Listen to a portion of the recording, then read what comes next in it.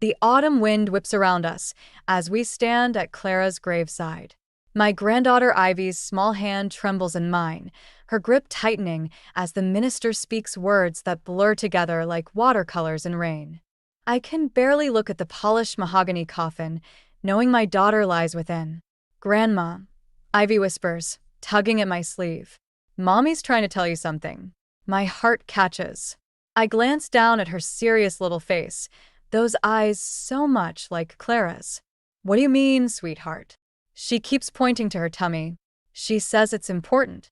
Ivy's voice carries that matter-of-fact tone children use when stating the obvious. Across the grave, Evan, my son-in-law, stares at us, his expression unreadable behind designer sunglasses. He's dressed impeccably in a tailored black suit, every hair in place. Something about his composure makes my skin crawl. "Show, Ivy," he says. "This isn't the time for games." I pull Ivy closer, shielding her from his sharp tone.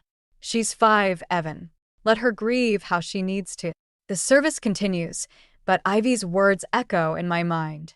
Clara had been in perfect health before her sudden collapse. The doctors called it heart failure, but something about that never sat right with me.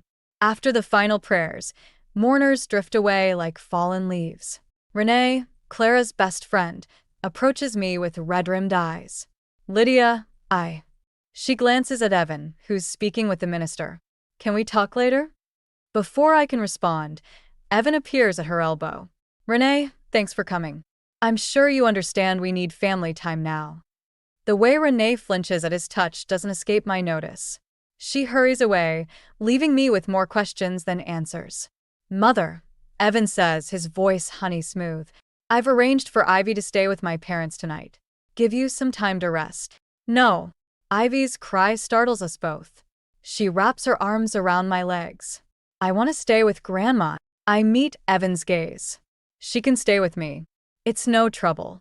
His jaw tightens for a fraction of a second before he forces a smile.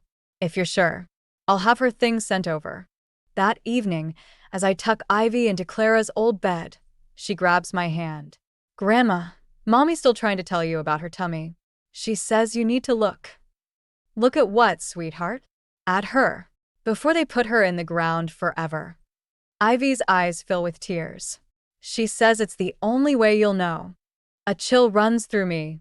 Know what? That Daddy's a bad man. I sit heavily on the edge of the bed, my mind racing. Clara's body is at Marshall's funeral home, waiting for tomorrow's burial. I've known Thomas Marshall for 30 years. He owes me a favor from when his daughter needed help with college applications. "Try to sleep, love," I whisper, kissing Ivy's forehead. "Everything will be all right." But as I close her door, I'm already reaching for my phone.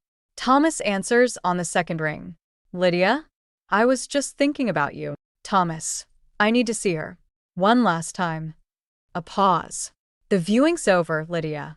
We're prepping for tomorrow's." "Please." My voice cracks. "I'm calling in that favor." Another pause, longer this time.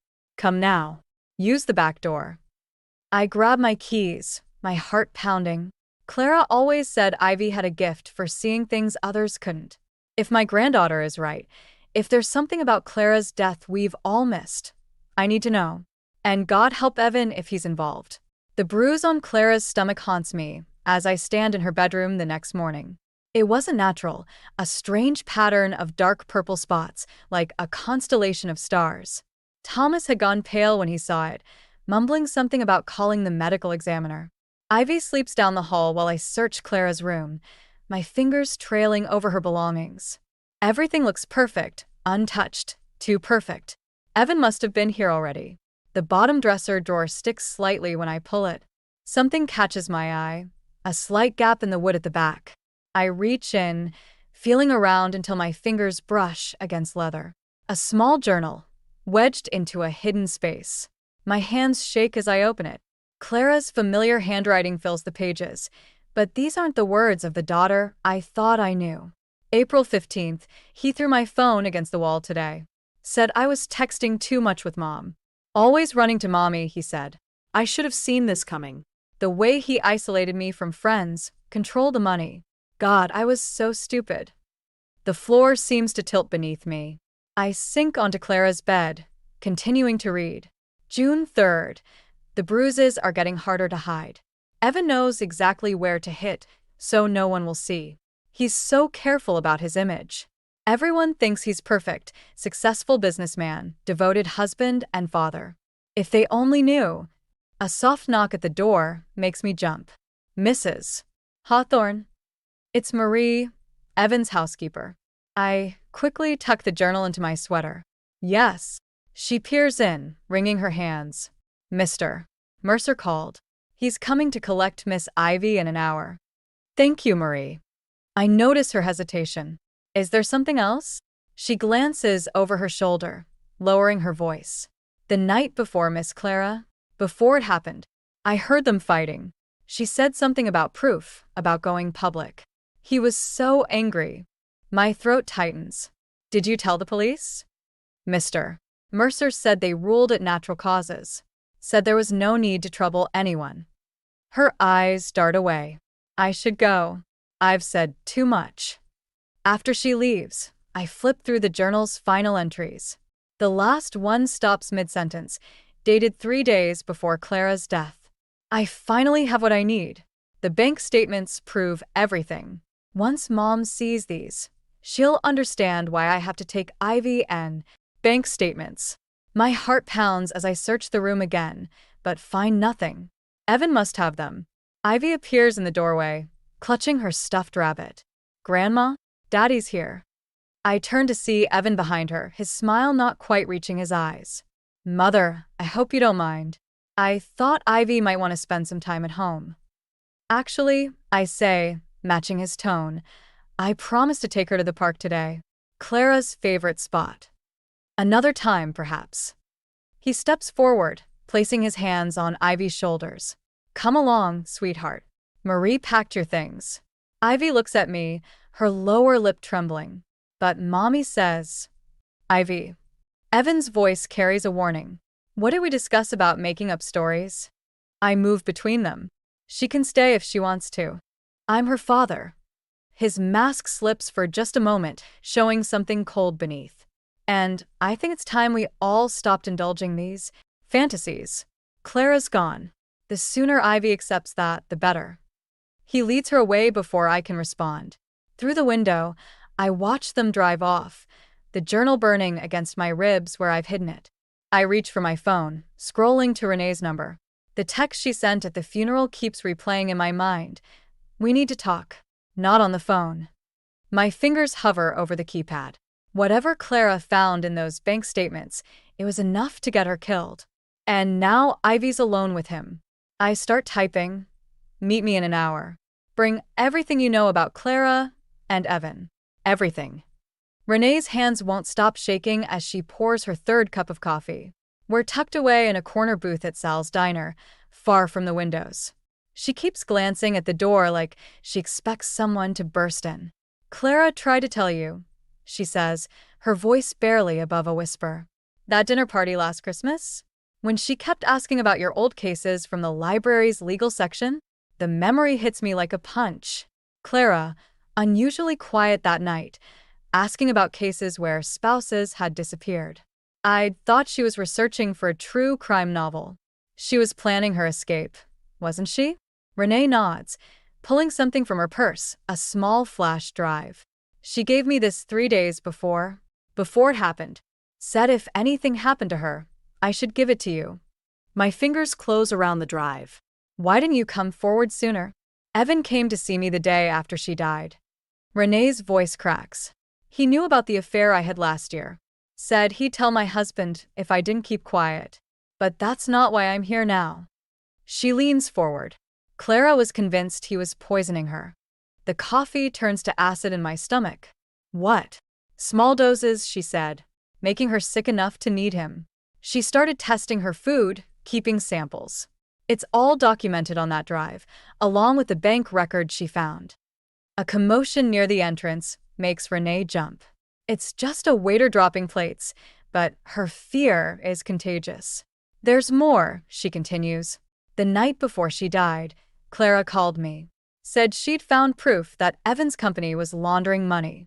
Millions of dollars. She was going to expose everything. My phone buzzes, a text from Evan. Ivy's asking for you. Come for dinner tonight. He's invited me to dinner. I tell Renee. The color drains from her face. Don't eat anything he gives you. Clara made that mistake. She thought she could confront him, make him confess. She didn't know he'd figured out she was gathering evidence. I have to go, I say. Ivy needs me. Lydia, wait. Renee grabs my arm. There's something else. The night Clara died, she called me again. She was frantic, saying she'd found something in Evan's study, something about other women. She said. Renee swallows hard. She said she wasn't his first. The world tilts sideways. I steady myself against the table, remembering the strange bruise pattern on Clara's stomach. How many others had similar marks? I'll need copies of everything, I say, my voice steadier than I feel. And Renee? Get somewhere safe. She shakes her head. I can't leave. He'll know I talked. Then stay with me. We'll protect each other. My phone buzzes again. Evan, Ivy's made your favorite dessert. Don't disappoint her. I text back, looking forward to it. Standing to leave, I see a familiar face through the diner window, Detective Grant, watching from his parked car. He nods slightly, letting me know he's got eyes on us. One more thing, Renee says as I turn to go. Clara told me if anything happened to her, to tell you to look behind the loose brick in the garden wall, the one near her old reading spot. I pause. What's there? She never said, but whatever it is, she was willing to die to protect it. My phone buzzes a third time. A picture message from Evan, Ivy in the kitchen, wearing an apron, smiling that same forced smile I'd seen at the funeral. The caption reads, "We're both dying to see you."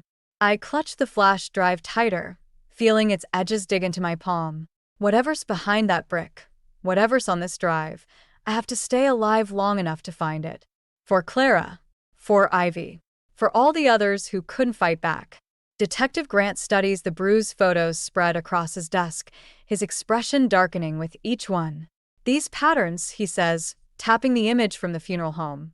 They're consistent with arsenic poisoning. The discoloration, the clustering, I've seen it before. I place Clara's diary beside the photos. There's more. He flips through the pages, his jaw tightening. When he reaches the final entry, he looks up. You realize what this means? If Evan was laundering money through his company.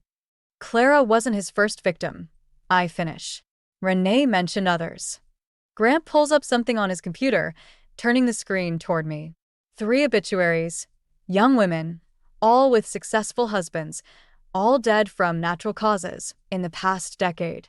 My stomach lurches when I see their photos. They could be Clara's sisters. Evan Mercer worked with all their husbands, Grant says.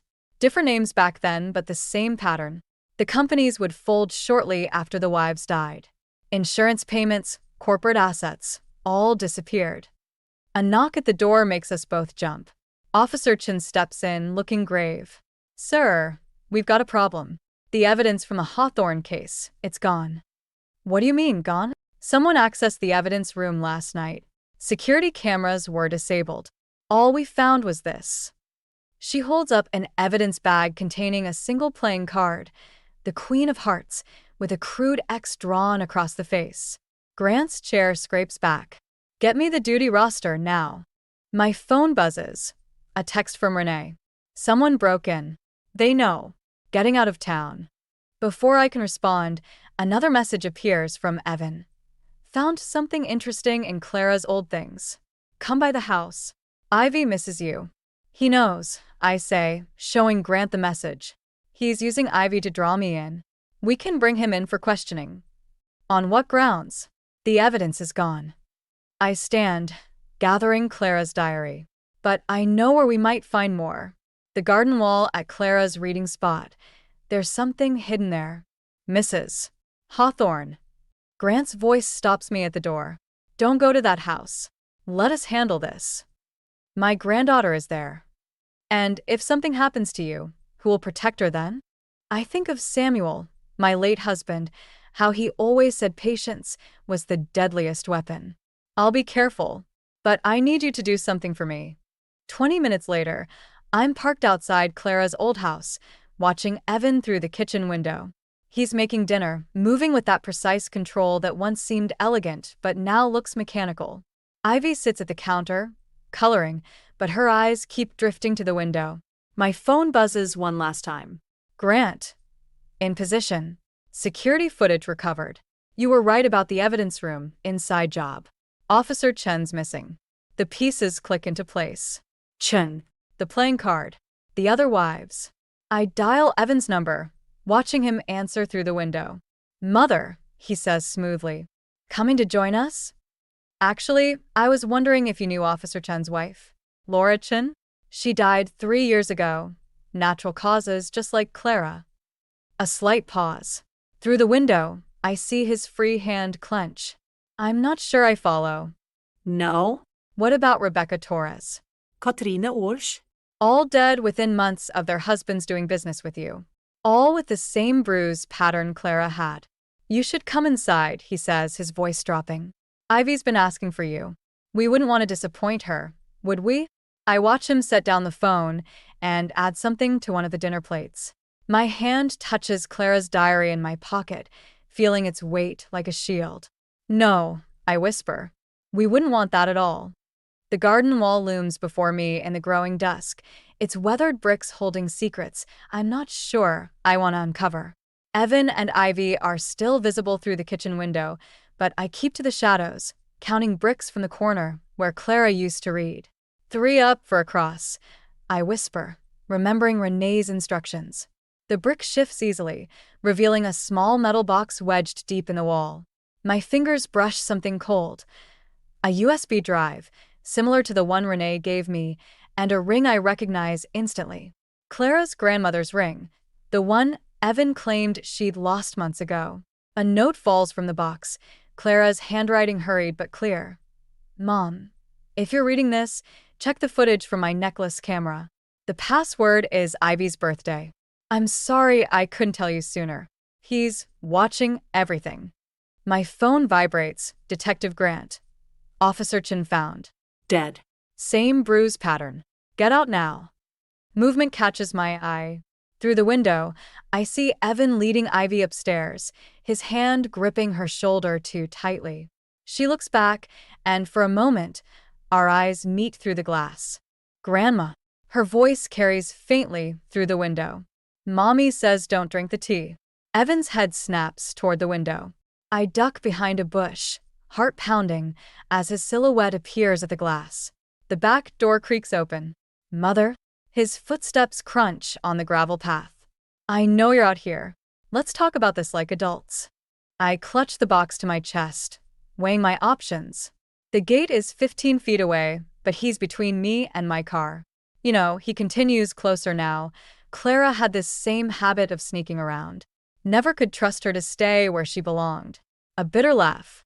She thought that camera necklace was so clever. Didn't realize I'd known about it for weeks. My phone buzzes again. Grant. 2 minutes out. Keep him talking. I step out from behind the bush. Did you make her tea too, Evan? He smiles, that perfect, practiced smile that must have charmed so many women before Clara. You should come inside. It's getting cold, and I've prepared something special. Like you prepared for Officer Chen? Or the others? Ah. He stops, head tilting. You've been busy, but you don't have the whole picture. The company's the money. It's bigger than you realize.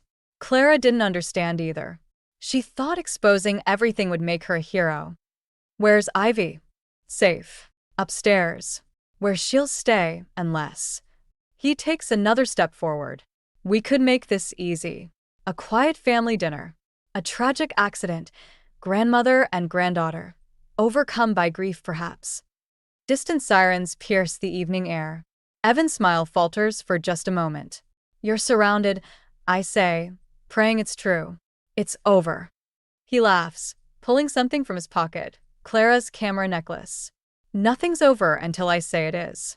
You know what's fascinating about digital evidence? How easily it can disappear. The sirens grow louder. Evan's eyes dart to the house, then back to me. Something shifts in his expression. that perfect mask cracking to reveal something desperate underneath. "Last chance," he says softly. "Come inside, or I promise you'll never see Ivy again." Through the upstairs window, I catch a glimpse of movement. Ivy's small face pressed against the glass, her hand raised in a familiar gesture. She points to her stomach, just like she did at the funeral. The pieces click together. Clara's last message wasn't about her own stomach. It was about Evan's secret room in the basement, the one she'd mentioned in her diary, the one where he kept his evidence, his trophies. I take a step toward the house. "You're right, Evan. Let's have that tea." The basement door creaks open, revealing concrete steps descending into darkness. Evan's hand rests on my shoulder, steering me forward while sirens wail in the distance. Upstairs, Ivy's footsteps pace across the floorboards, our own private metronome counting down the minutes. "You should have left it alone," Evan says, flicking on a light that illuminates rows of filing cabinets. Clara couldn't leave it alone either. My fingers brush against the USB drive in my pocket. How many others? Enough to build an empire. He moves to a cabinet, pulling out a drawer. Every wife brought something valuable: connections, insurance policies, corporate assets. "Clara." He smiles that perfect smile. "Clara brought you." "Me?" A retired librarian with a reputation for solving cold cases. The perfect person to expose everything, if anyone would believe you. He removes a folder, spreading photos across a metal desk. Who would trust the grieving mother-in-law?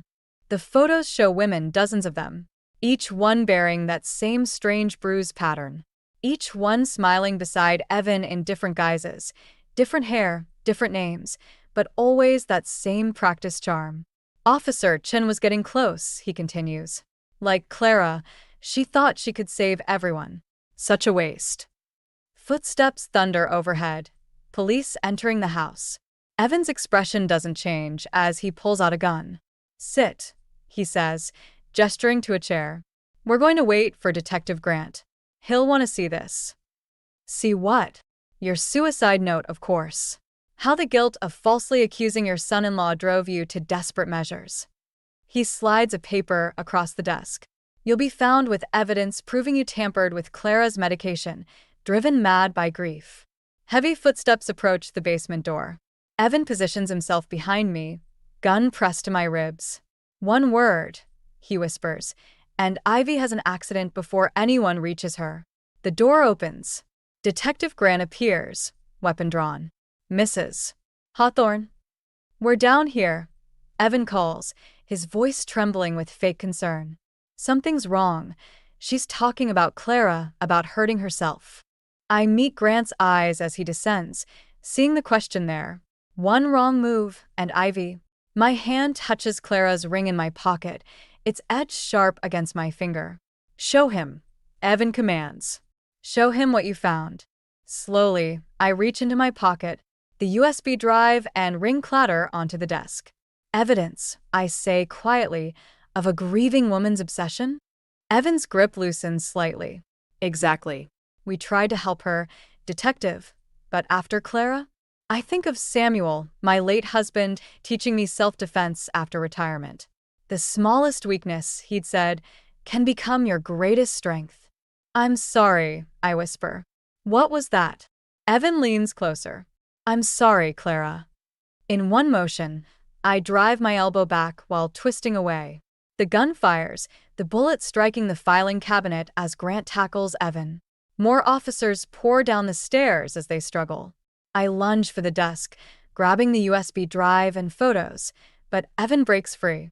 His hand catches my ankle, pulling me down. My head strikes the concrete. Through blurring vision, I see him reaching for the gun again. Grant shouts a warning. Another shot rings out.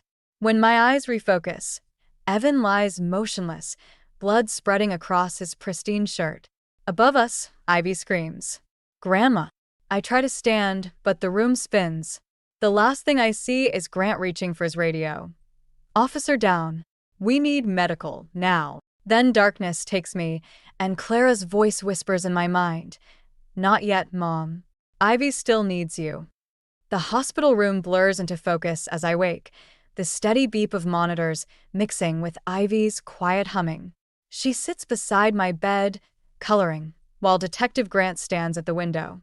"Welcome back," he says. "You've been out for 2 days." My throat feels like sandpaper. "Evan." Alive. "Surgery went well." Grant moves closer, lowering his voice. "The evidence from the basement. It's bigger than we imagined. Dozens of victims across 3 states. Different names, different companies, but always the same pattern." "And Officer Chin?" "Found her phone. She'd been building a case for months. That's why she infiltrated the evidence room. She knew someone in the department was working with Evan." Ivy looks up from her coloring. "Mommy says he's awake now." Grant and I exchange glances. Down the hall, a door slams, followed by shouting and running feet. "Stay with her," I say, pulling myself up despite the room spinning. "Mrs. Hawthorne. He owes me the truth. All of it." I find Evan's room easily. It's the one with 2 officers posted outside. They recognize me, stepping aside after a nod from Grant, who's followed me out. Evan lies handcuffed to the bed, his perfect appearance finally cracked. Our eyes meet, and for the first time, I see something real in them. Fear. "Come to finish the job?" His voice is hoarse. No. "I came to understand." "Understand what?" "How I built an empire. How I protected my investments. How you could look Clara in the eyes every day, knowing what you planned to do." He laughs, the sound brittle. "Clara was different. She wasn't supposed to." His facade cracks further. "She looked at me like I was worth saving. Nobody had ever. But you killed her anyway." "I had to." "She found the records, all of them. The other wives, the shell companies, everything. She said she could help me come clean, start over." His hands clench. "Nobody starts over. You just find new masks to wear." Footsteps approach. Ivy, breaking away from Grant. She runs to the bed, her small face fierce. "Mommy wants you to know something," she says to Evan. His composure shatters completely. "Ivy, please." She says the others are waiting for you. All of them. They're not going to let you hide anymore. The monitors begin beeping faster. Evan's eyes dart around the room, seeing something we can't. "No," he whispers. You're dead. "You're all dead." Medical staff rush in as he thrashes against the handcuffs. I pull Ivy back, watching his perfect mask finally fall away completely. "They're here," he screams. "Make them stop looking at me." Later, in the hallway, Grant tells me Evan signed a full confession. "He'll never get out," he says. The DA's pushing for maximum sentences on all counts. But I'm watching Ivy, who's resumed her coloring as if nothing happened. "What did you really see in there, sweetheart?" She looks up, Clara's eyes staring back at me from her small face. "Just Mommy and the others. They needed him to see them one last time. And now they can rest." She holds up her drawing, a garden full of women, all smiling, all free. "Mommy says we can go home now. She's not angry anymore." I touch the bruise on my temple, thinking of all the wounds that don't leave visible marks. Some scars heal clean, while others transform us into something stronger. "Yes," I say, taking her hand. "Let's go home." Behind us, Evan's screams fade into whispers, then silence. Whatever he sees now, he'll see forever. Some justice comes from courts and confessions, but other kinds arrive on their own, carried by the whispers of those we thought were gone. 1 year later, I stand in Clara's garden, watching Ivy plant sunflowers. The same wall that once held dark secrets now supports climbing roses, their thorny stems covering old wounds. The Clara Hawthorne Foundation received another donation, Renee says, joining me with coffee mugs. She's different now, stronger, like steel forged in fire. 3 more women came forward after the trial. They're safe now. I nod, thinking of the foundation we built from Evan's seized assets. Clara would have liked that, using his money to save others. Ivy looks up from her planting, dirt smudged across her cheek. "Mommy says the flowers will bloom extra bright this year." Detective Grant's car pulls into the driveway, and he approaches with a familiar manila envelope. "The last of the paperwork," he says. Evan's appeal was denied. He'll never see daylight again. How is he? I ask, not sure why I care. Still claiming he sees them. All of them. The prison psychiatrist says he spends his days apologizing to empty chairs. Ivy stands, brushing dirt from her knees. They don't sit in chairs anymore, silly. They dance in the garden. We all fall silent, watching her skip toward the house. Sometimes I wonder if she really sees Clara, or if it's just her way of keeping her mother close. Maybe both can be true. There's something else, Grant says quietly. We found another diary, hidden in one of Evan's old properties. It belonged to his first wife. My hands tighten around the coffee mug. What did it say? That's just it, the last entry. He hesitates. She wrote about her daughter. A little girl who could see things others couldn't, who disappeared the same night her mother died. A chill runs through me despite the warm spring air. You think? I think some questions are better left unanswered. He looks toward Ivy, who's arranging flowers in the kitchen window. Some gifts, too. Later that evening, as I tuck Ivy into bed, she grabs my hand. Grandma, Mommy wants you to know something. What's that, sweetheart? She says it's okay to be happy again. That's why she sent you the dreams about the garden. I freeze.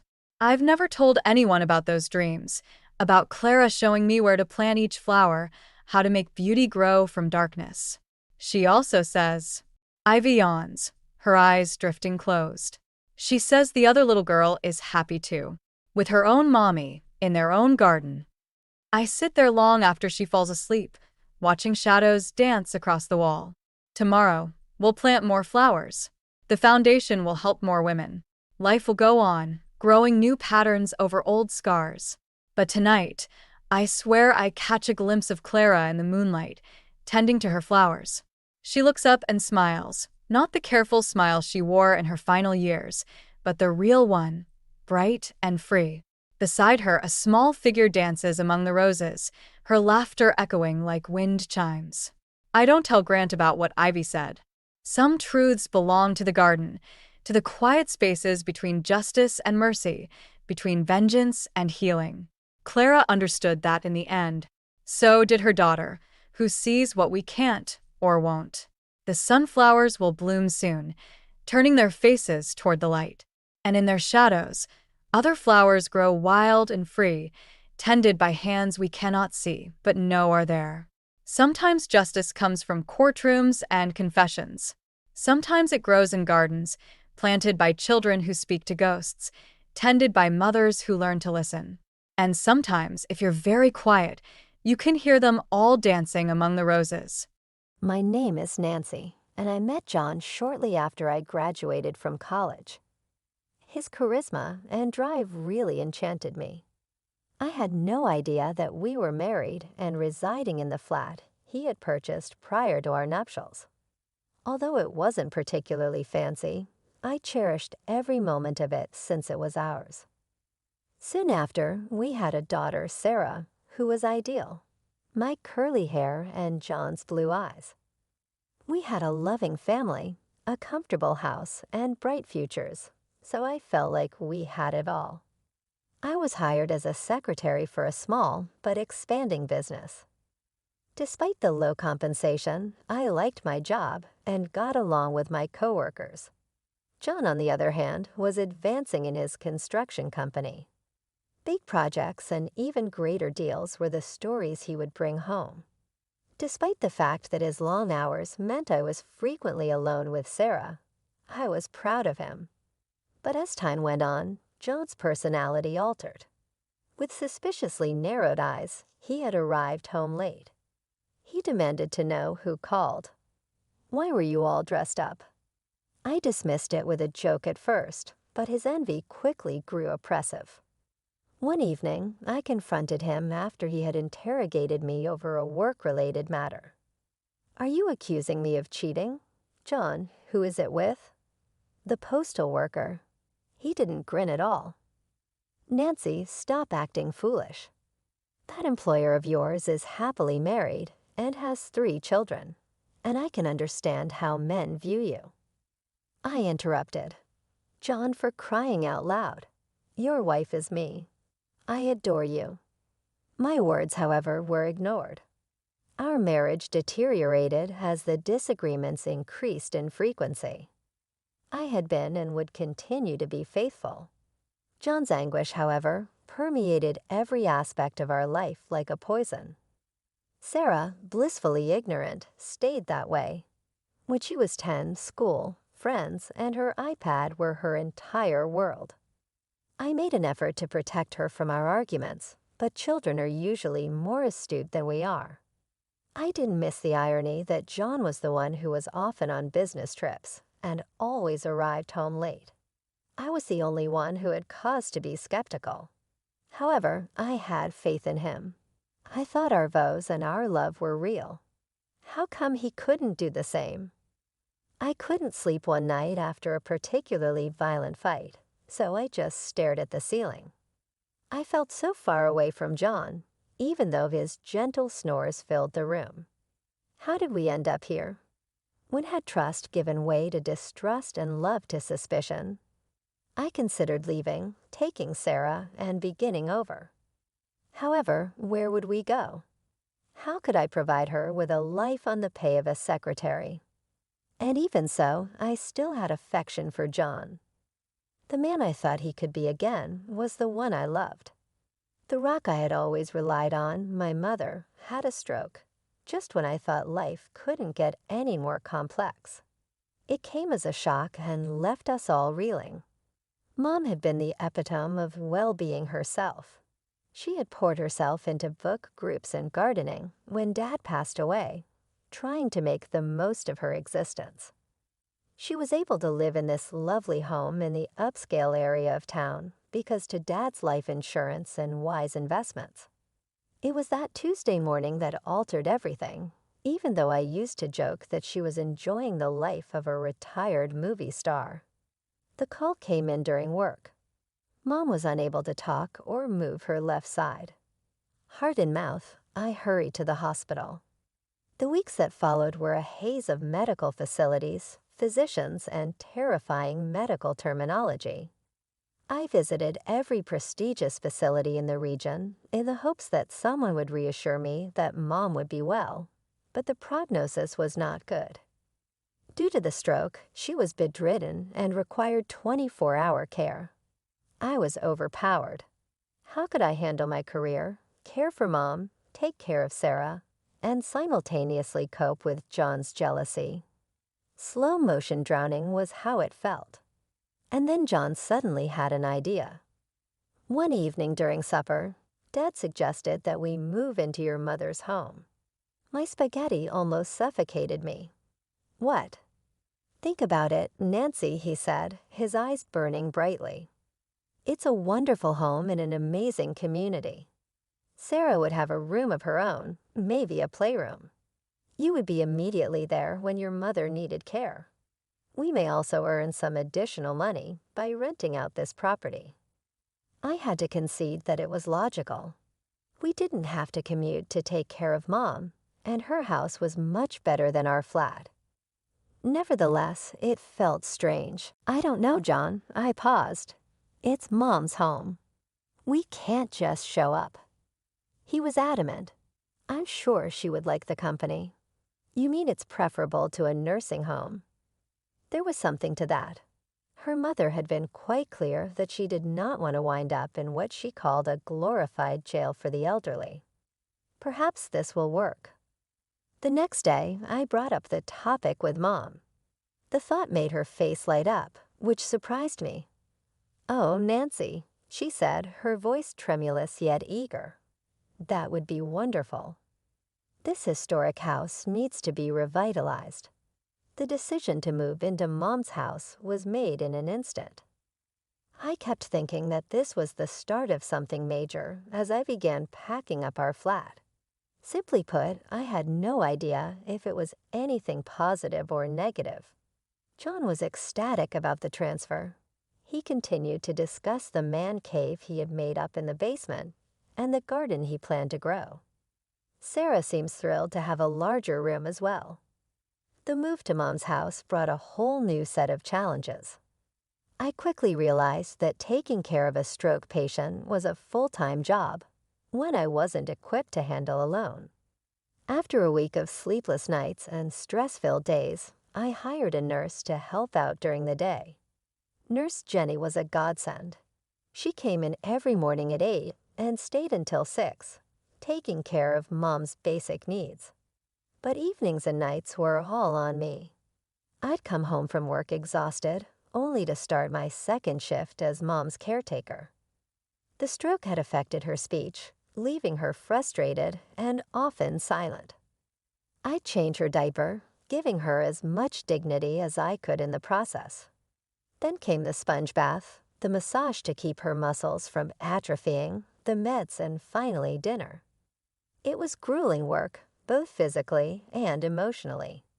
Seeing my vibrant, independent mother reduced to this state broke my heart every day.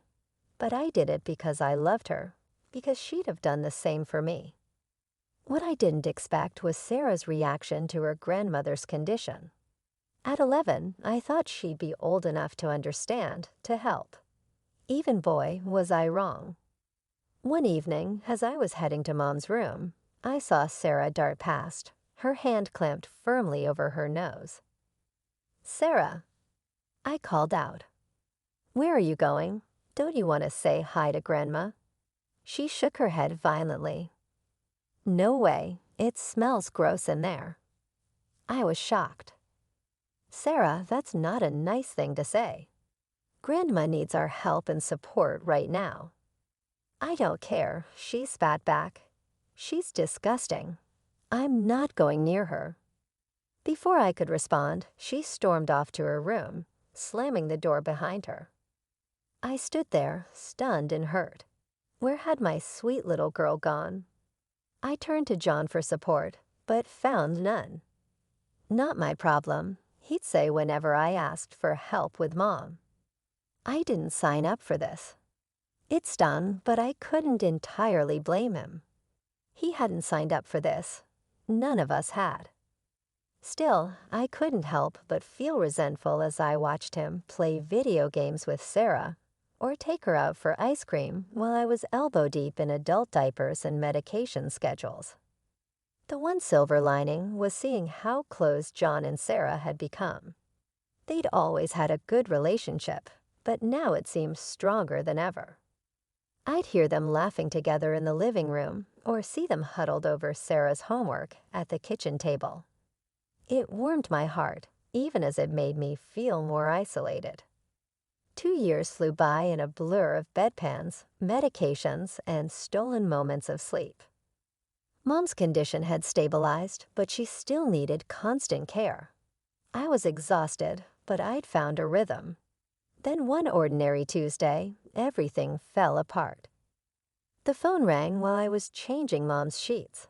It was Mrs. Peterson, our old neighbor from the apartment complex. "Nancy, dear," she said, her voice dripping with concern. "I thought you should know. I've been seeing John around quite a bit, with company of young women, different ones, always very pretty." I thanked her and hung up, my mind reeling. That night, I confronted John. "Oh, those are just potential tenants," he said smoothly. "I'm showing them the apartment." I wanted to believe him, I really did. But doubt had taken root, and it grew like a weed. A week later, I found the lipstick stain. It was on the collar of his white shirt, a perfect crimson kiss.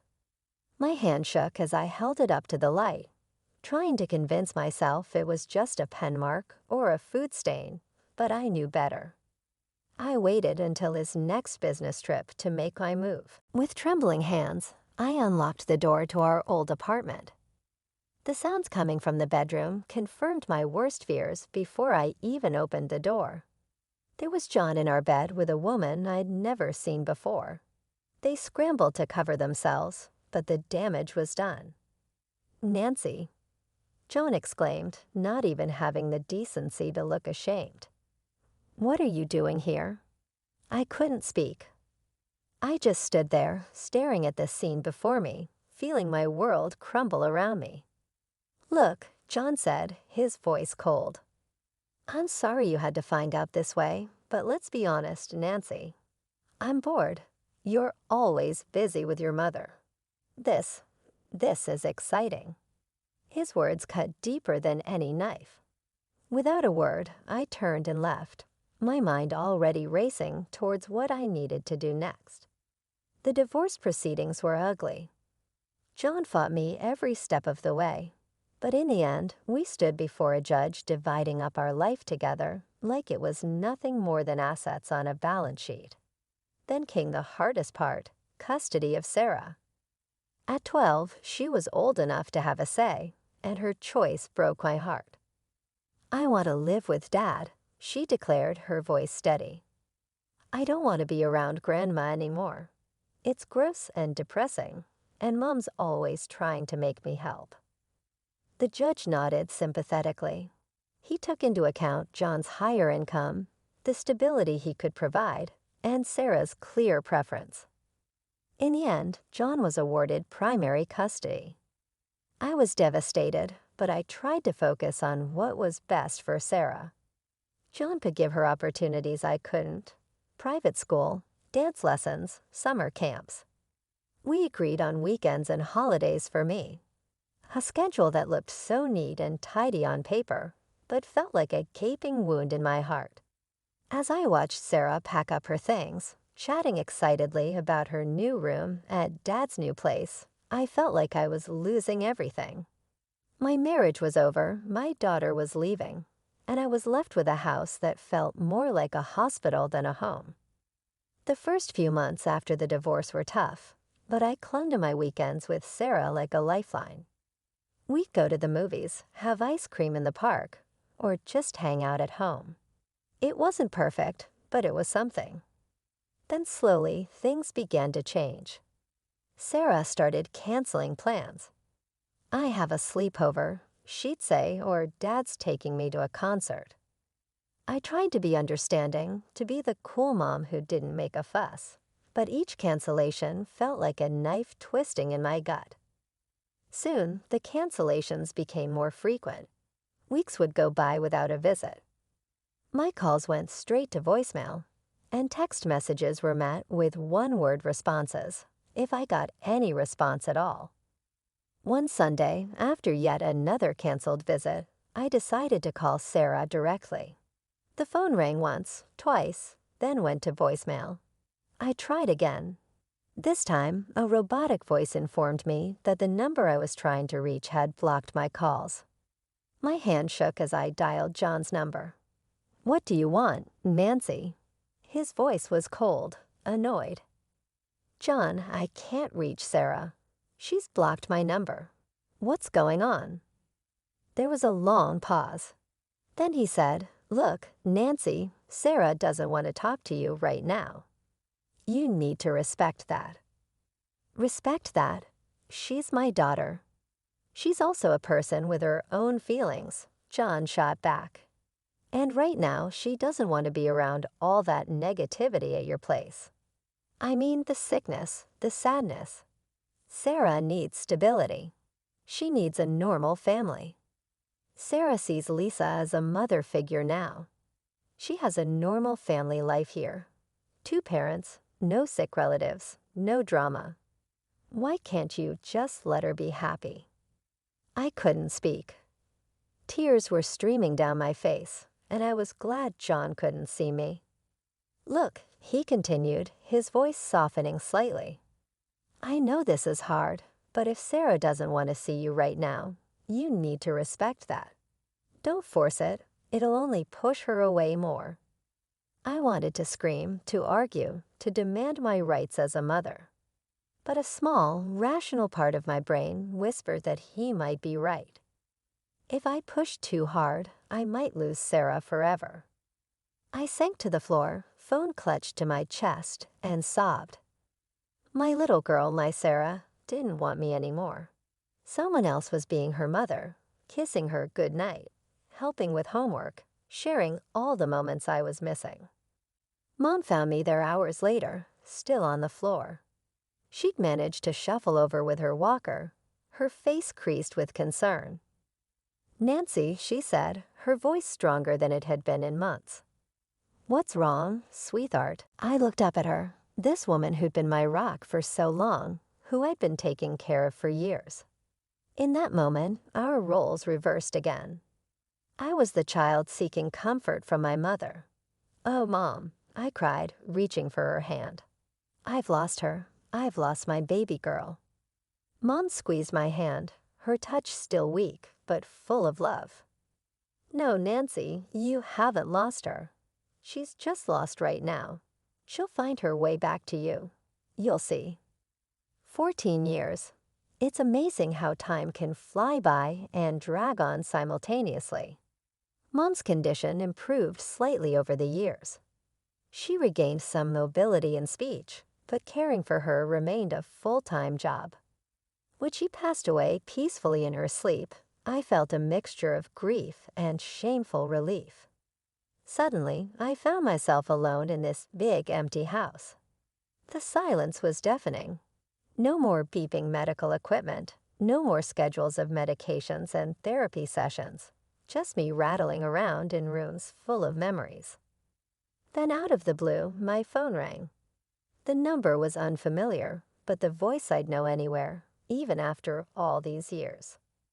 Mom, it's Sarah. I was hoping we could meet to talk. We arranged to meet at a cafe downtown.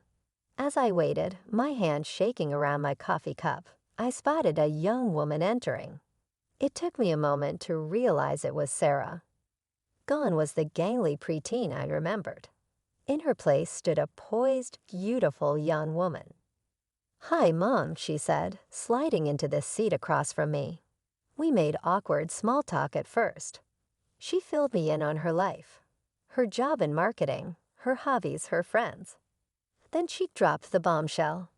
I'm getting married, she said, pulling an envelope from her purse. Here's an invitation. My heart swelled with joy and a tinge of sadness. My little girl getting married, and I'd missed so much. Oh, Sarah, that's wonderful news. I'm so happy for you. Listen, if you need any help with the expenses. She cut me off abruptly. Actually, Mom, that's kind of why I wanted to meet. I was hoping to talk about Grandma's inheritance, the house, her savings. I want them. I felt like I'd been slapped. Excuse me. Look, Mom, she said, leaning forward. That house is in a great area. It's worth a fortune. After the wedding, Jake and I want to live there, start our family there. Anger bubbled up inside me. Sarah, you haven't set foot in that house in over a decade. You said it disgusted you. You called it a tomb. She waved her hand dismissively. I was a kid then. I've grown up, times have changed, and let's face it, I'm Grandma's only grandchild. She would have wanted me to have it. I couldn't believe what I was hearing. Want you to have it, Sarah. You didn't even come to her funeral. You didn't call, didn't write for years. That's ancient history, she snapped. The point is that house should be mine. I deserve a comfortable life. Deserve. I was practically shaking with rage. You didn't lift a finger to help when Grandma was sick. I gave up my life to care for her, and now you think you deserve her house. Sarah's face hardened. Fine, if that's how you want to play it, I'll sue. I'll get what's rightfully mine. She stood up abruptly, snatching the wedding invitation from the table. You know what? Forget it. You're not invited to the wedding. I don't need your negativity there, and I don't need your permission to take what's mine.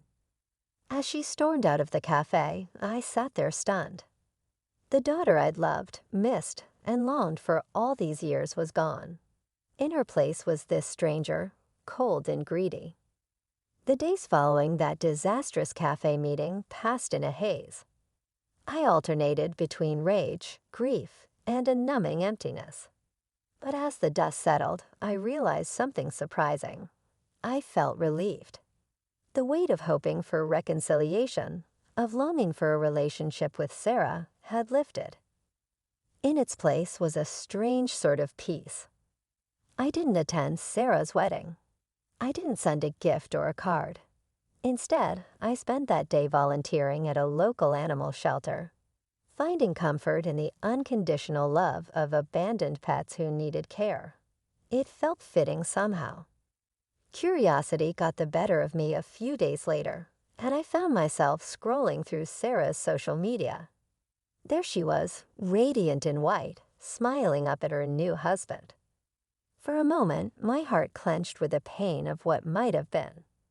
But then I saw it. A long, rambling post about her cruel mother who refused to attend her wedding and who withheld her rightful inheritance out of spite. I read it twice, marveling at the sheer audacity of her lies. Part of me wanted to comment, to set the record straight. But what would be the point? The people who mattered, the family who had seen me care for Mom all those years, knew the truth. As for everyone else, well, their opinions based on a stranger's social media post were hardly my concern. A week later, my cousin Jenny called. "Nancy, I thought you should know," she said, her voice a mix of anger and concern. "Sarah's been talking about suing you for your mom's estate." I sighed, unsurprised. Let her try. "That's just it," Jenny continued. "Apparently, she talked to a lawyer. He told her she doesn't have a leg to stand on. Your mom left everything to you, clear as day." I couldn't help but chuckle. Of course, Mom had taken care of that. She'd always been the practical one. "Thanks for letting me know, Jenny," I said, "but honestly, I don't care what Sarah does anymore. She's made her choices." There was a pause on the other end of the line. "I'm proud of you, Nancy. After everything you've been through, you deserve some peace." As I hung up the phone, I looked around the house. Mom's house, now my house. Every corner held memories, some painful, some beautiful. But for the first time in years, I felt like I could breathe here. I walked to the window, looking out at the garden Mom had loved so much. It had gotten a bit overgrown in recent years, but I could see its potential. Maybe it was time to bring some life back to it. As I stood there planning my next trip to the garden center, I realized something. The chapter of my life revolving around Sarah, the hope, the pain, the longing, was finally closing. But that didn't mean my story was over. Far from it. When the call arrived, the garden was in full flower. I had devoted the last few months to its rehabilitation, taking comfort in the straightforward act of fostering life. The aroma of the roses Mom had loved so much was filling the air as they began to open. My phone buzzed, unknown number, in my pocket as I was trimming the shrubs. Something compelled me to push the green button even though I nearly didn't respond. "Hello, Mom." Sarah's tears filled her voice. "Mom, I need your help." Pruning shears still in hand, I froze. "Sarah, what's wrong?" "I'm pregnant," she said, "and we're having a hard time. I need money, Mom. I need your assistance. Your grandchild cannot be left without anything." I listened in silence as she continued to babble, her words growing increasingly desperate and accusing. "You left me behind, Mom. You never made an effort to get in touch with me. You never stood up for me. And now you're going to desert your grandson as well." I felt a calm, unwavering resolution snap within of me instead of rage. "Sarah," I spoke steadily, "that's enough." She stopped talking, presumably surprised that I had interrupted her. "I never left you. I consistently sent child support each month. You banned my number even though I texted, phoned, and emailed. Your stepmother was your choice. I appreciated the choices you made, even if they were heartbreaking.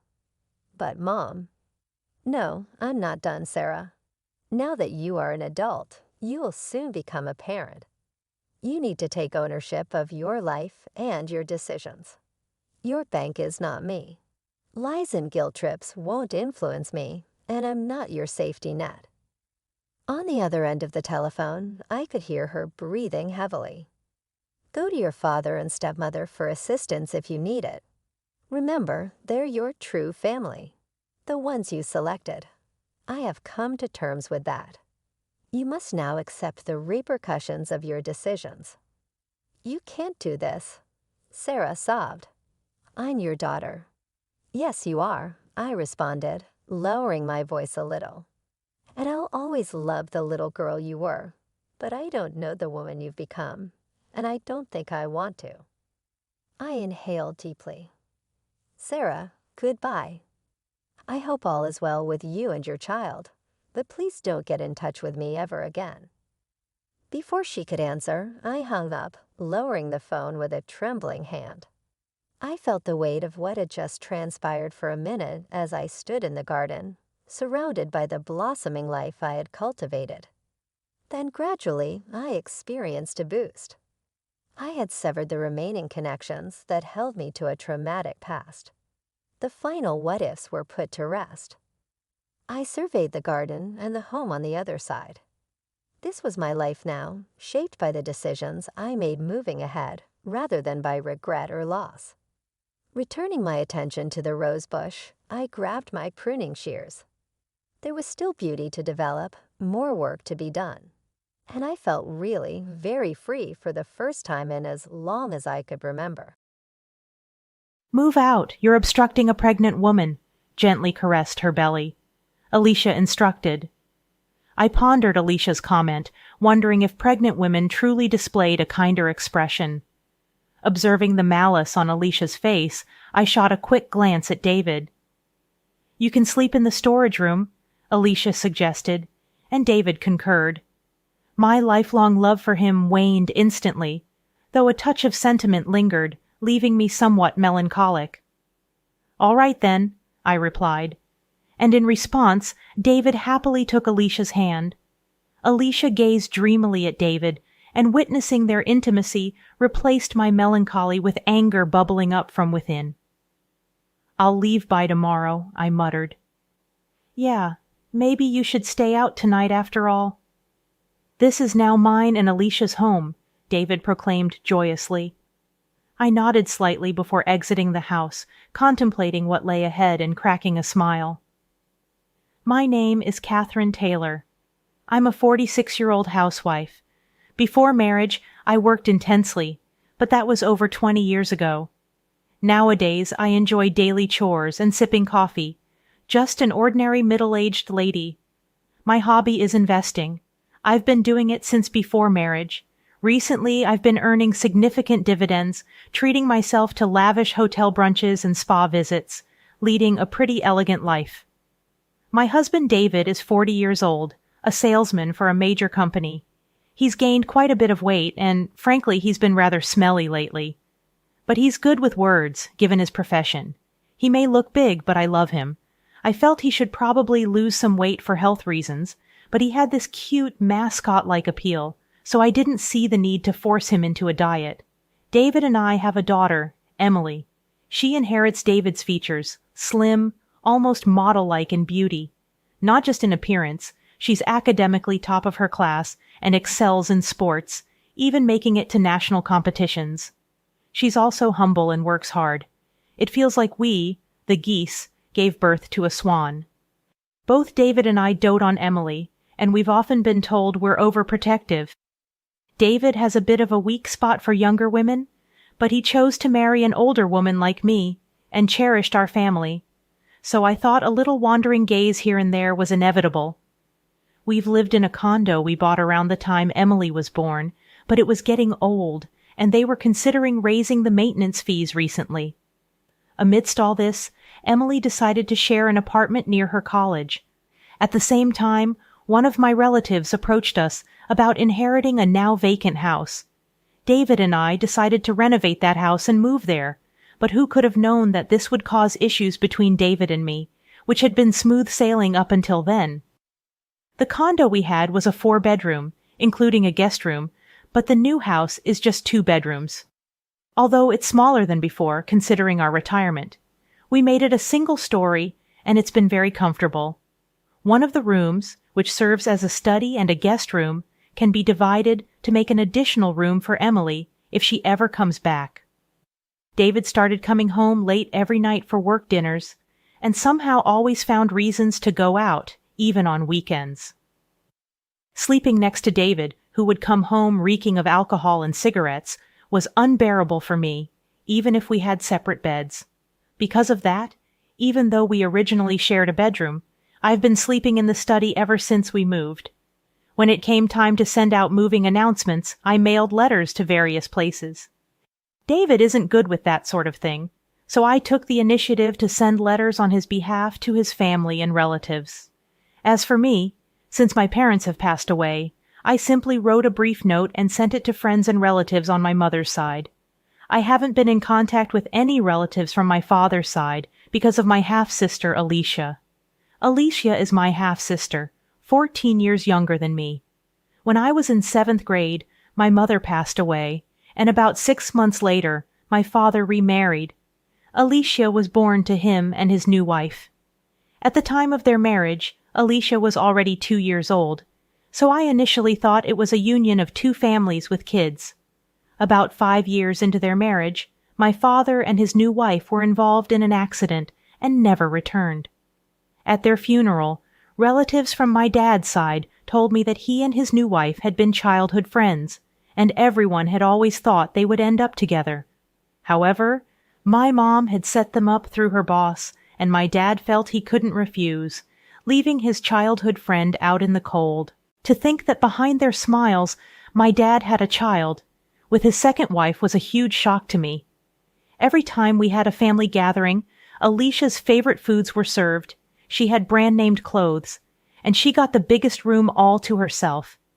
And if she said she wanted to go somewhere, they'd take her immediately. Meanwhile, I was burdened with all the chores, from preparing meals to doing laundry. I had to work part-time jobs, and all the money I earned was taken away. I also had a small storage room under the stairs, and I had to beg for even basic necessities. By the time Alicia was in elementary school, she had heard about my mom from the relatives and started looking down on me. I worked several part-time jobs to save money and finally moved out. It was impossible for me to harbor any positive feelings towards Alicia, and I never told her about my marriage or that I had a child. A few weeks after moving, I was having tea and relaxing when the doorbell rang.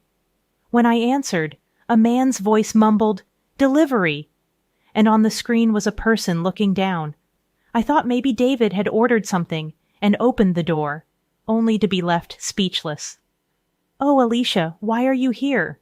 "Hi, sis. Long time no see. Just thought I'd drop by," Alicia said, while wearing the hat I saw on the intercom.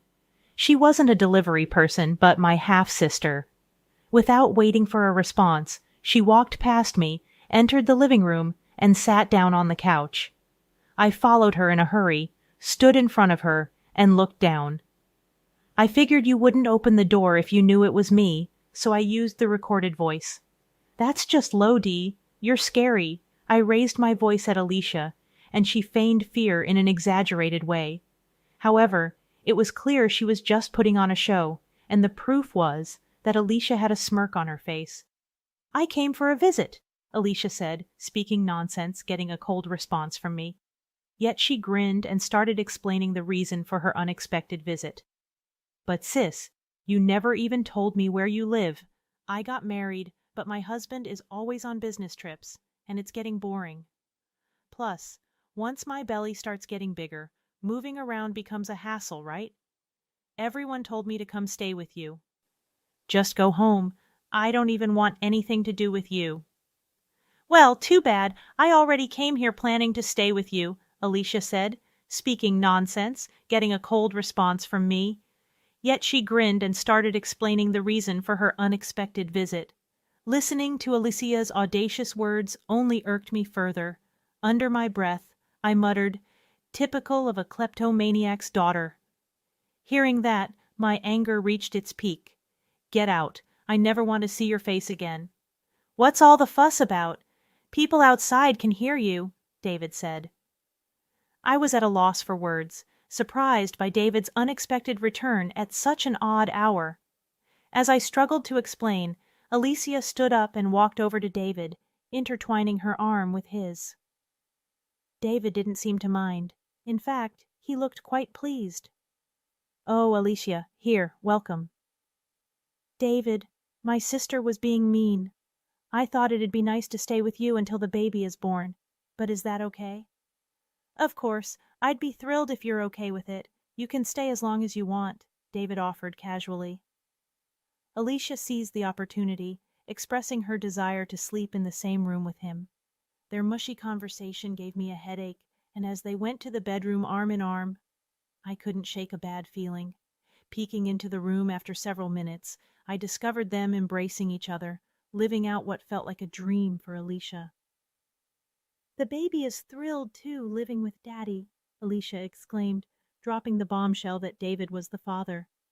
As they kissed, I watched through the crack in the door, tears streaming down my face. From that day on, they treated me like a housemaid. I complied but silently began gathering evidence against them, contemplating divorce. One day, Alicia arrogantly demanded I leave the room, claiming she, a pregnant woman, needed space. The spiteful look on her face contradicted the gentleness usually associated with expectant mothers. Looking at David for support, he sided with Alicia, causing any lingering feelings I had for him to vanish. Still, a touch of sadness remained as David happily took Alicia's hand, sealing my decision to leave. "I'll leave tomorrow," I declared, prompting an elated David to suggest I find somewhere else to stay that night. "This is now my and Alicia's home," he supplied, nodding, leaving them to enjoy their laughter while they could. Stepping outside, a grin formed on my face as I contemplated what lay ahead. That night, I checked into a hotel, making plans for the next phase. The following day, I scheduled a moving company and headed to City Hall to start anew. Excitement and thoughts of newfound freedom kept me awake, but my spirit remained high. To my surprise, upon returning home, I found the moving company already confused as the house appeared empty.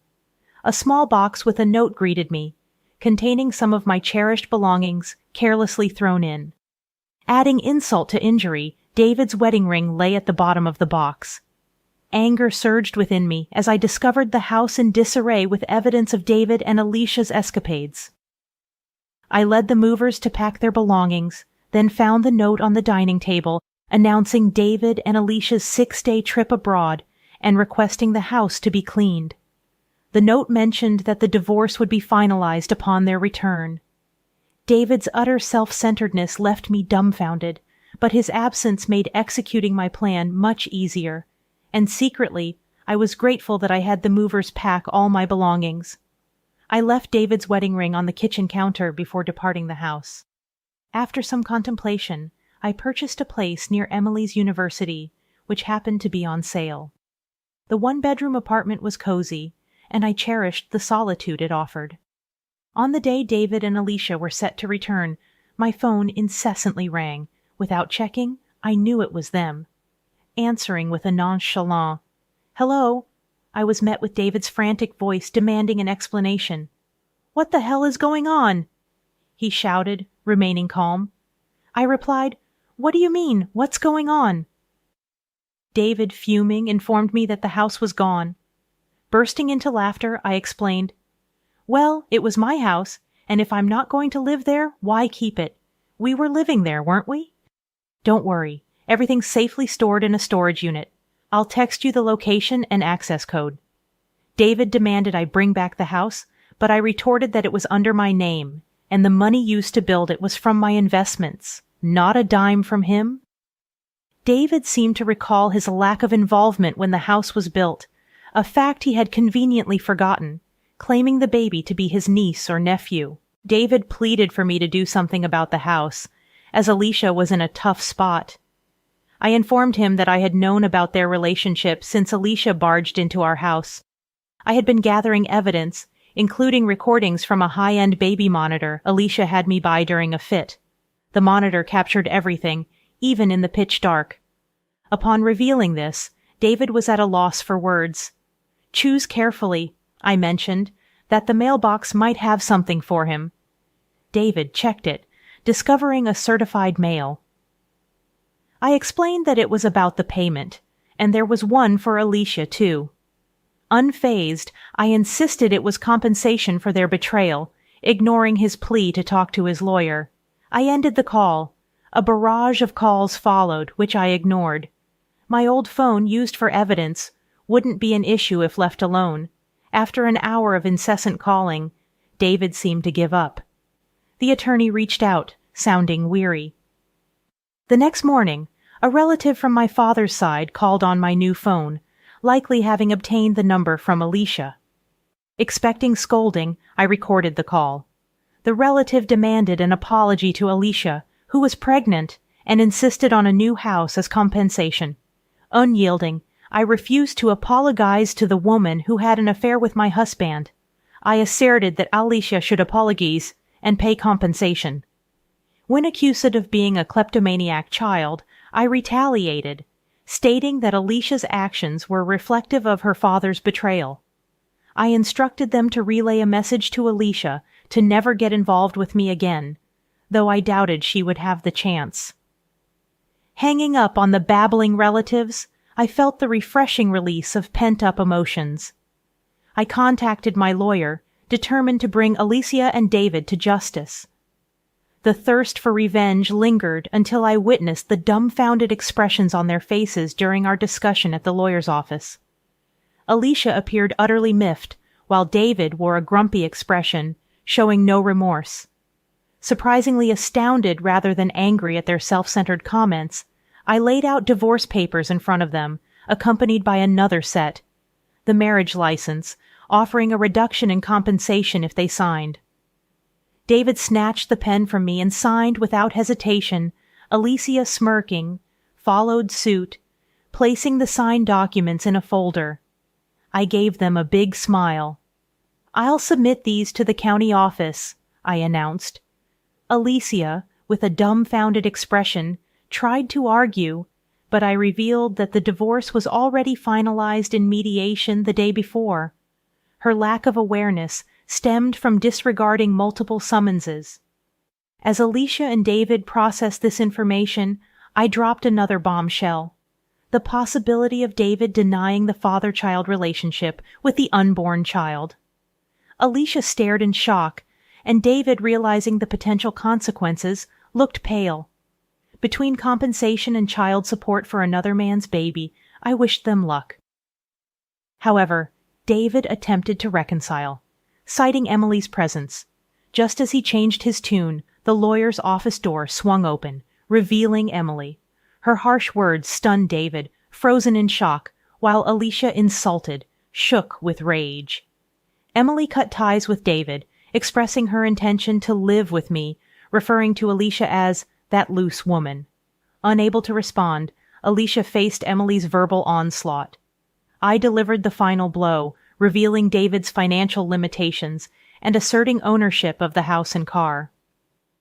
Alicia's plan to extract money seemed to unravel, leaving her pale and stunned. As I left with my lawyer and Emily, I left them to their newfound reality. That evening, having dinner with Emily for the first time in a while was delightful. I filed for divorce, and around the time Alicia's waiting period for remarriage had passed, David and Alicia submitted their marriage license. The witness section bore my signature, along with Alicia's ex-husband, who had shared crucial information. News circulated that David, involved in an affair with Alicia at work, got fired for misusing travel expenses for secret getaways. He now struggles with part-time jobs. Alicia, taking care of the child, faces financial difficulties after being dumped by her boyfriend. Her attempt to sabotage my family had backfired. Meanwhile, Emily enjoys college life, and I've been leading a relaxed life with my stock dividends. Surprisingly, I've developed a closer bond with Alicia's ex-husband, who affectionately calls me Catherine. Recently, he reached out for an important talk, making me feel a bit restless as I sit in front of my vanity, my face flushed like a smitten young woman. I'm TLARA, and I frequently reflect about how my life would have turned out if my mother hadn't been ill. Everything changed when she died when I was 6 years old. Her laughter used to fill our home, and pictures of our contented family adorned every wall. It was quite difficult for Dad. He seldom talked for months. He just went to work and returned home, and I did my best to keep quiet so as not to disturb him. At the time, I didn't really comprehend death. When would Mom return from heaven? I kept wondering. Dad would simply give me a strong embrace without saying anything. Then at a business function, he met Sandra. I saw Dad smile more when she began to join us for supper. I suppose that's why I remained silent when Mom's pictures began to fade from the walls one by one and were replaced by new ones featuring Sandra. One evening, Dad remarked, "Clara, Sandra, and I have something to tell you." I recall being anxious as they set me down in our living room and I fiddled with the hem of my dress. He declared, "Sandra and I are getting married. She will become your new mother and live with us. Everything will be fantastic, you see." It wasn't great, though. Sandra began making changes as soon as they returned from their honeymoon. She painted the walls, moved all the furniture, and established what she referred to as house rules.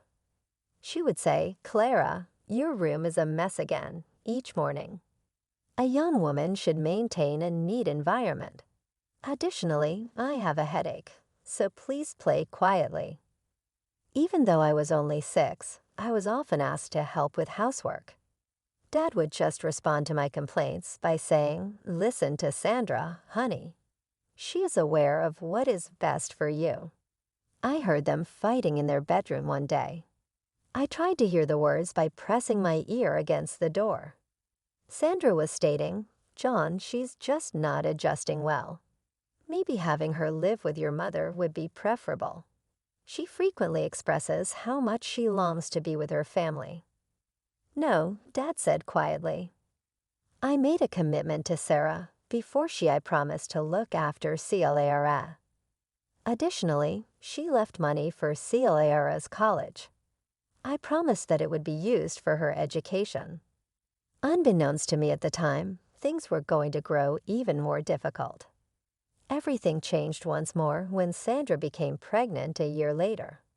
Sandra kept talking about how she was finally going to have her own child, and Dad was ecstatic.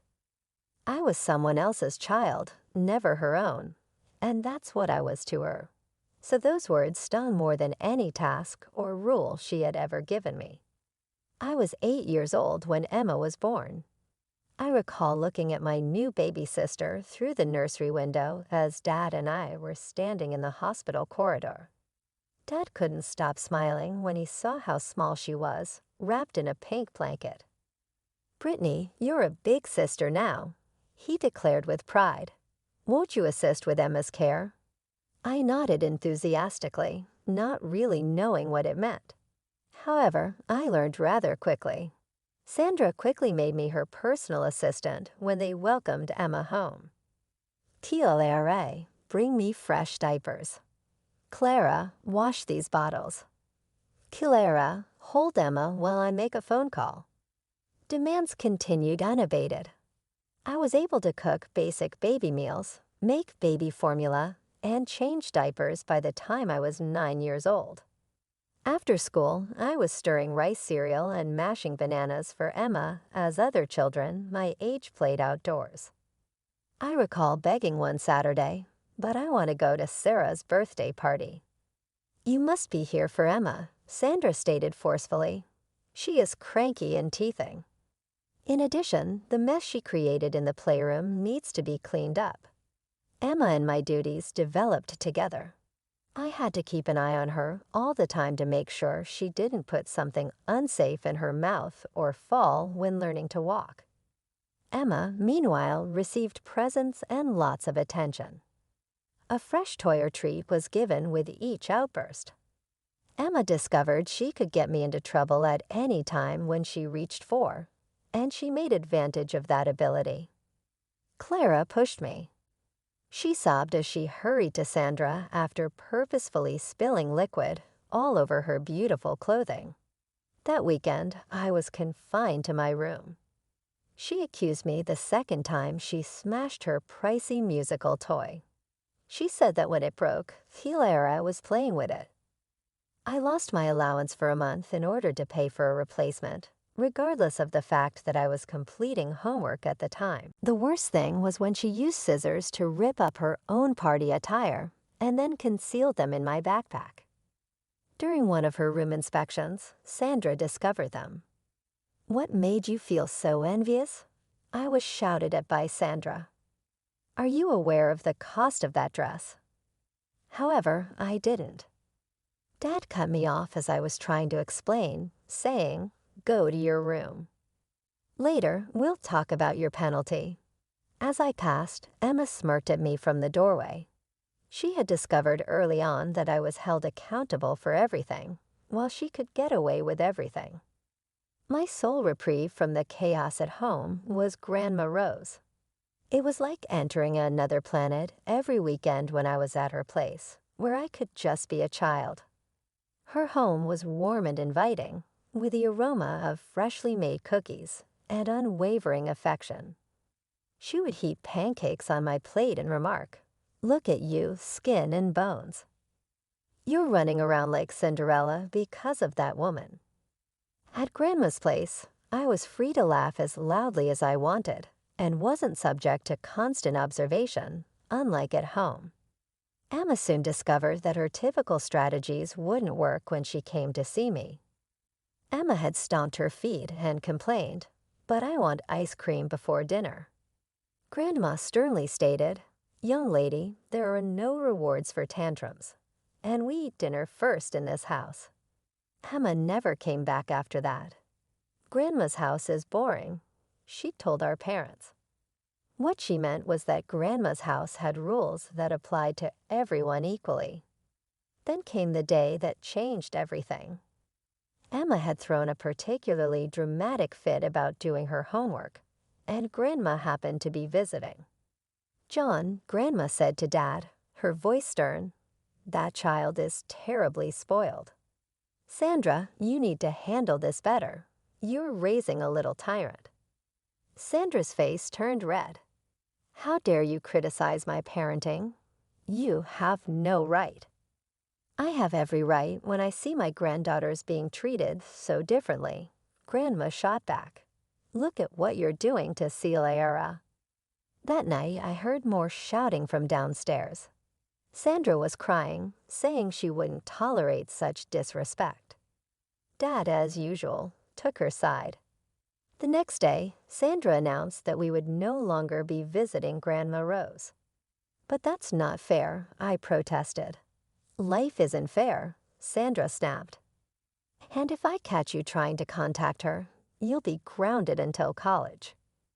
College, that word became my lifeline during the next couple of years. I threw myself into studying, counting down the days until graduation. Mom had left money for my education. I'd overheard Dad talking about it enough times. That money was my ticket out. Then came graduation day. I was still in my cap and gown when Dad and Sandra sat me down for a serious talk about college. Dad started, not meeting my eyes. "We've decided to save that money for Emma's education instead." The world stopped. "What?" "Your sister has such bright prospects," Sandra added smoothly. "And you, well, you're more suited for practical work." Something inside me snapped. For the first time in my life, I screamed, "That's my money. Mom left it for me. You promised her, Dad.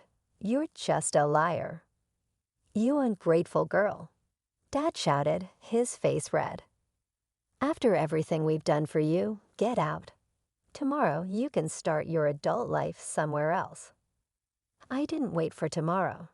I ran upstairs, threw some clothes and essentials into my backpack, grabbed the hidden photo of Mom, and walked out. My friend Jenny had always said I could stay with her family if things got bad, and now things had gotten as bad as they could get. Life as a waitress wasn't what I dreamed of doing after high school, but it paid the bills barely. I started at the Silver Spoon, a busy downtown restaurant, working double shifts whenever I could. My feet ached every night, and I smelled like French fries and burger grease, but at least I was free. Jenny's parents were amazing, letting me stay with them for those first few months. But I knew I couldn't impose forever. That's when I met Maria, another waitress at the restaurant who was looking for a roommate. The apartment's tiny, she warned me, and the neighbors are loud, but it's cheap. She wasn't kidding about tiny. Our shared apartment could barely fit 2 beds and a couch, but it was ours, and neither of us had to answer to anyone else.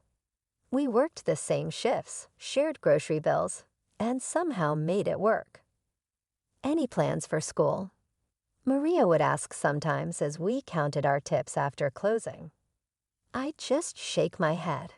With rent, utilities, and food, I could barely save anything. College felt like a distant dream that had died the night I left home. Then, on a random Tuesday afternoon, my phone rang. I almost dropped the coffee pot I was holding when I saw the number. Clara, sweetheart, I've been trying to track you down. How's college going? My throat tightened. I'm not in college, Grandma. What do you mean? Your father had Sarah's money set aside. I found myself telling her everything, the fight, getting kicked out, working as a waitress. By the end, I was crying in the restaurant's break room, and Grandma was silent for so long, I thought we'd lost connection. Those miserable, selfish, she finally said, her voice shaking with anger. Listen to me, Cielera. I'm paying for your college, no arguments. Grandma, no, I can't let you. You're not letting me do anything. I'm doing it. Your mother was like a daughter to me, and I won't let them steal your future. Have you looked at any schools? I could try the local university. They have evening classes. Perfect. We'll get you enrolled for next semester. But Clara, she paused, let's keep this between us. I don't want to deal with your father or that woman. I laughed through my tears. Trust me, Grandma, neither do I. So that's how I became a full-time waitress and a part-time student. My day started at 5 a.m. with studying, then classes, then straight to work until closing. I'd come home exhausted, feet blistered, smelling like restaurant food, only to crack open my books again.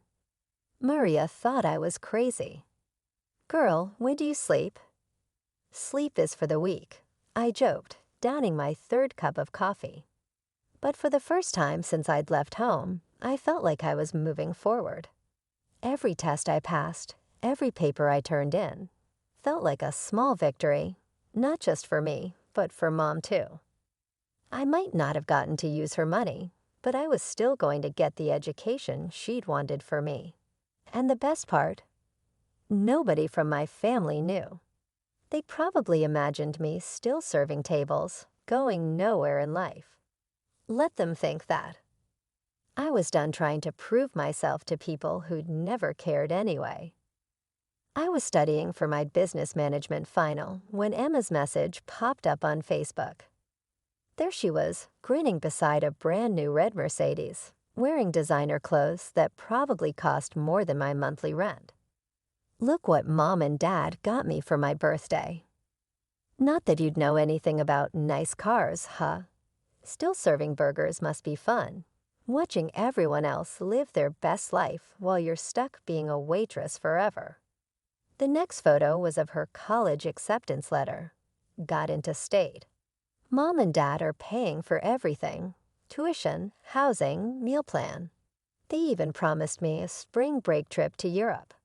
But hey, at least you get free fries with your shift meal, right? I stared at my textbook, then back at her message. I could have told her about my 3.9 GPA, about how I was about to graduate with honors. Instead, I clicked block user and went back to studying. 3 weeks later, I graduated with my business degree. Only Grandma was there to watch me walk across the stage, but that was all I needed. We went out for dinner afterward, at a different restaurant, of course. Back at work, things started changing. Mr. Peterson, the owner, called me into his office one morning. "Brittany, we've noticed how hard you work. How would you feel about becoming shift manager? You know this place inside and out. The staff respects you, and you've got the education for it now." That was just the beginning. 6 months later, I was promoted to floor administrator. My salary doubled, and suddenly I could afford to move out of the tiny apartment I shared with Maria. Years passed, and I kept climbing. By 30, I was running the whole place.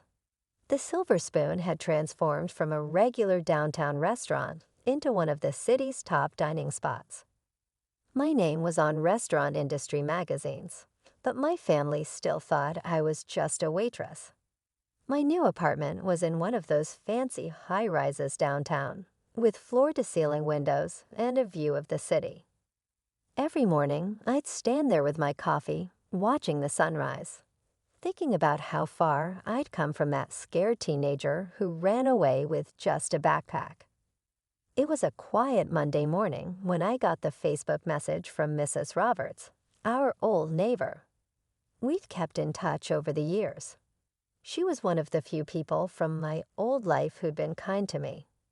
She'd often slipped me cookies when Sandra was being particularly harsh, and once even helped me hide my mom's photo album when Sandra wanted to throw it away. "Clara, honey, I thought you should know. Emma's graduating next week, and she's planning something nasty. She's made reservations at the Silver Spoon. She knows you work there. She's been bragging to everyone about how she's going to have you wait on her table. Says it'll be hilarious to have her college dropout sister serve her graduation party. She's invited all of her snobby friends and even some of our old neighbors. She's been telling everyone how she's going to show them what a failure you turned out to be. I thought you should know." I sat back in my leather office chair, looking out over the restaurant floor through the one-way glass. The lunch rush was just beginning, and I watched my well-trained staff move efficiently between tables, like a perfectly choreographed dance. A slow smile spread across my face as I opened our reservation system. Sure enough, there it was. Emma Wilson, party of 15, Saturday, 7:00 p.m. Graduation celebration. She'd even added a special note requesting the best table in the house. Price is no object. My fingers hovered over the keyboard. I could cancel it, one click, and their reservation would disappear. I could have Janet call with some excuse about a plumbing emergency or a double booking. But no, I had a better idea. I picked up my phone and called Grandma, who answered on the second ring. She was probably in her garden. She always kept her phone close while tending to her prized roses. "You'll never guess who's coming to dine at my restaurant," I said when she answered. "Who?" "Emma and Dad and Sandra. They're coming to celebrate her graduation. Apparently, she specifically chose this place to humiliate her waitress sister. Mrs. Roberts just warned me about it." Grandma's voice turned sharp. "Cancel their reservation. You don't need that kind of negativity in your life, Clara. Haven't they hurt you enough?" Actually, I couldn't help grinning as I looked at the framed Businesswoman of the Year award on my wall. "I have a better idea. How would you like to come to dinner that night? I'll give you the best table in the house, behind the marble column by the waterfall wall. You'll be able to see everything, but they won't see you." There was a pause. Then Grandma started laughing, that deep, mischievous laugh that always meant trouble when I was growing up. "Oh, you devious girl. Count me in. Should I wear my pearls for the occasion?" "Perfect. I'll have Carlos make your favorite chocolate souffle. He's been practicing that new raspberry sauce you liked last time." "I'll bring my camera," Grandma chuckled. "This is going to be better than those reality TV shows you used to watch." After we hung up, I called in my assistant. "Janet, clear my schedule for next Saturday evening, and make sure the staff knows I'll be handling a special table personally. Of course, Miss Wilson. Anything else? Yes.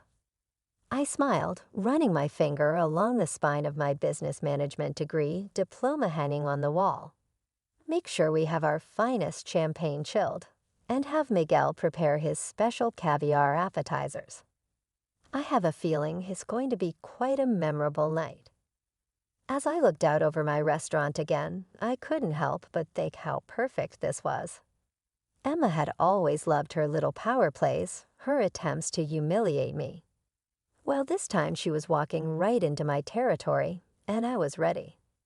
Saturday evening arrived, and the restaurant was buzzing with its usual weekend energy. I watched from my office as my sister's party arrived.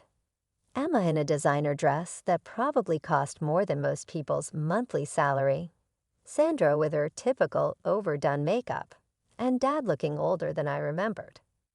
They were surrounded by Emma's friends, all dressed to impress. I could see Grandma at her hidden table, pretending to read the menu while watching everything. She gave me a subtle wink when I passed by. "Excuse me." Emma's loud voice carried across the restaurant.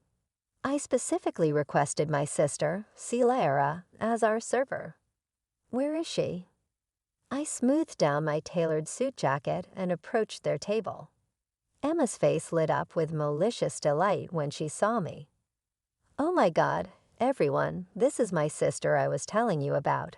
She gestured at me like I was some exhibit at a zoo. Still a waitress after all these years. I mean, I just graduated from state, and she's still carrying plates. The table erupted in laughter, led by Emma. Dad chuckled too, though he couldn't quite meet my eyes. Sandra just sat there with that superior smirk I remembered so well. "Look at her clothes," Emma stage whispered to her friends. "I guess that's what you can afford on a waitress's salary." I stood there in my Armani suit, letting them laugh. The irony wasn't lost on me. "What can I get for you this evening?" I asked professionally. Emma made a show of studying the menu. "Well, since you asked, I'll have the lobster thermometer." Oh, wait, she looked up with fake concern. "Can you even afford to eat at a place like this? Do you know what lobster is?" More forced laughter from her friends, though some were starting to look uncomfortable. And after dinner, Emma continued, her voice dripping with contempt. "I want you to personally wash our dishes. I'll even give you a nice tip. Maybe you can buy yourself some decent clothes for once." I could see Grandma gripping her table's edge so hard her knuckles were white. Some of the guests were whispering among themselves, clearly embarrassed by Emma's behavior. Sandra finally spoke up, her voice cold. "Really, Clara, you should be grateful Emma chose your establishment for her celebration. Though I must say, I'm surprised they hired someone like you at such a nice place." "Actually," I said, my smile never wavering, "I won't be able to take your order or wash your dishes tonight." Emma's face darkened. "What do you mean you won't? I want to speak to your manager right now. I'll have you fired." "That won't be necessary," I said calmly. "The manager is already here." "Well, where are they?" Emma demanded, looking around. "You're looking at her." The silence that fell over the table was absolute. Emma's mouth opened and closed like a fish out of water. Dad's face had gone completely white, and Sandra looked like she'd swallowed something sour. That's impossible," Emma finally sputtered. "You're lying. You're just a waitress." Actually, came a familiar voice. "She's not just the manager. She owns 30% of this restaurant now." Grandma rose from her hidden table and walked over, her heels clicking on the marble floor. The look she gave Dad could have frozen hell over. "While you were busy spoiling one daughter and crushing the other, I put CLARA through college. She worked here as a waitress during the day and studied business management at night.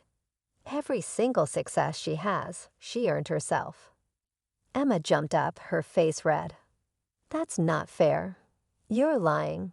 She's nothing but a successful businesswoman who owns part of one of the city's most prestigious restaurants. Grandma cut in. Who bought her own luxury apartment while you're still living off Daddy's money? Is that what you were going to say? Dad finally found his voice.